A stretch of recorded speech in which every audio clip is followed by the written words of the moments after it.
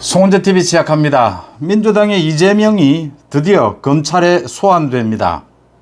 서울중앙지검 백현동 비리를 수사하고 있는 곳은 서울중앙지검이고 대북 송금을 수사하고 있는 곳은 수원지검입니다. 서울중앙지검 잠시 전에 이재명을 백현동 비리와 관련해서 소환하겠다고 밝혔습니다. 이재명 측과 조율을 통해서 곧 소환하겠다라고 했습니다. 아마 다음 주는 이재명이 서울중앙지검에 소환될 것으로 보입니다. 또 수원지검입니다. 수원지검은 쌍방울 대북 송금 비리를 수사하고 있습니다. 수원지검은 내일 오전 10시까지 정진상, 이재명의 최측근입니다. 정진상을 검찰에 출두하라라고 소환을 했습니다. 정진상은 지금 자신의 소환 비공개로 해달라라고 요청을 하고 있습니다. 정진상이 내일 소환이 되면 이재명의 소환도 임박할 것이다. 아마 다음 주, 지금 8월 15일 이내에는 이재명을 소환해서 두 곳입니다. 수원지검과 중앙지검 두 곳에서 소환을 해야 합니다. 수원지검은 쌍방울 대북 송금 비리입니다. 중앙지검은 백현동 비리입니다. 이재명을 두 번 소환해야 합니다. 아마 이달 중순 이내에는 이재명을 두 번 소환해서 조사를 마칠 것으로 보입니다. 이 두 가지 비리 사건에 대해서 지난달 말에 25일과 27일 이재명의 측근인 정진상, 김용 모두 소환해서 조사를 했습니다. 서울중앙지검이 잠시 전에 밝혔습니다. 백현동 비리, 이 백현동에 특혜를 준 것, 당시에 성남시장이 이재명이었고 당시에 성남시의 정책실장이 정진상이었습니다. 정진상에 대해서는 지난달 말에 조사를 했습니다. 이제는 이재명에 대해서 소환하겠다라고 했습니다. 소환하는 구체적인 시기 아마 다음 주가 될 걸로 보입니다. 이재명 측과 조율하고 있다라고 했습니다. 이 성남시 분당구에 이 백현동에 아파트를 지어서 각종 특혜를 줘서 3천억 원의 이익을 얻도록 한 부분입니다. 이재명의 백현동 아파트 특혜 개발 사건, 이게 지금 정진상은 업무상 배임 혐의로 이미 검찰의 피의자로 입건이 되어 있습니다. 백현동 관련해서 중앙지검이 빠르면 다음 주입니다. 다음 주에 이재명을 소환할 방침이다 라고 밝혔습니다. 그 다음 쌍방울 대북 송금 비리입니다. 수원지검에서 수사를 하고 있습니다. 이 부분과 관련해서는 지난달 말에 이재명의 측근인 김용을 소환해서 조사를 했습니다. 내일 정진상에게 참고인 신분으로 조사를 받으러 오라라고 통보를 했습니다. 정진상은 비공개로 해달라라고 지금 요청을 하고 있어서 아마 내일 소환될 것으로 보입니다. 김용에 이어서 정진상도 대북 송금 관련해서 부인을 하고 있습니다. 자신은 쌍방울의 김성태도 잘 모르고 또 이화영 부지사에게 이런 요청을 한 사실이 없다 이렇게 이야기를 하고 있지만, 이화영 정진상의 요청을 받아서 쌍방울에 대북 송금을 의뢰를 했다, 부탁을 했다라고 이미 진술을 했고, 쌍방울의 김성태 전 회장은 어제 옥중 편지를 통해서, 옥중 입장문을 통해서 경기도 측의 요청에 따라서 이 대북 송금, 이 북한 측에 빚돈 800만 달러를 보냈다라고 어제 입장문에서 확실하게 이야기를 했습니다. 그래서 이 혐의는 아마 이재명이 벗어날 수 없을 것이다. 제3자 뇌물입니다. 그러니까 내일 정진상을 소환해서 조사하고 나면 수원지검에서 그 다음 이재명을 소환할 것이다.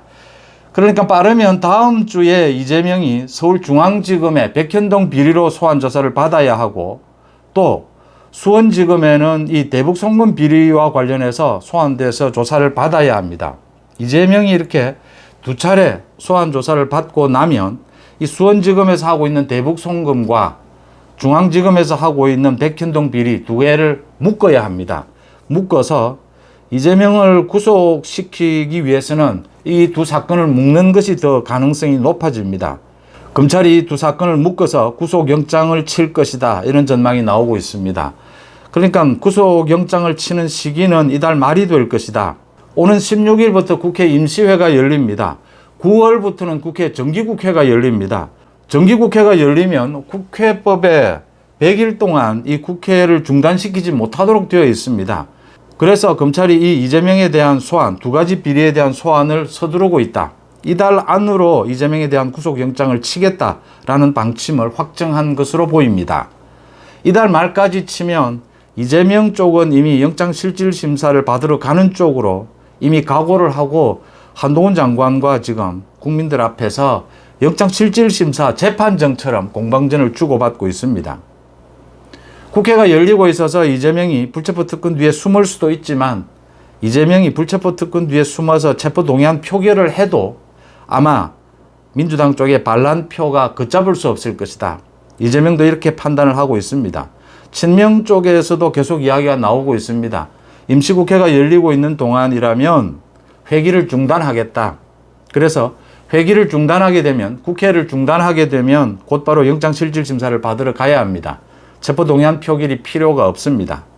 민주당 쪽도 각오를 하고 있고 어쩔 수 없는 상황입니다. 이재명이 뭐 자신의 말을 지킨다라기보다는 지금 민주당 사정상 이게 부결될 가능성은 거의 없습니다. 이게 통과될 가능성이 높습니다. 체포동의안 표결까지 했는데 이게 통과가 된다면 영장실질심사에 가서 이재명은 더 불리해집니다.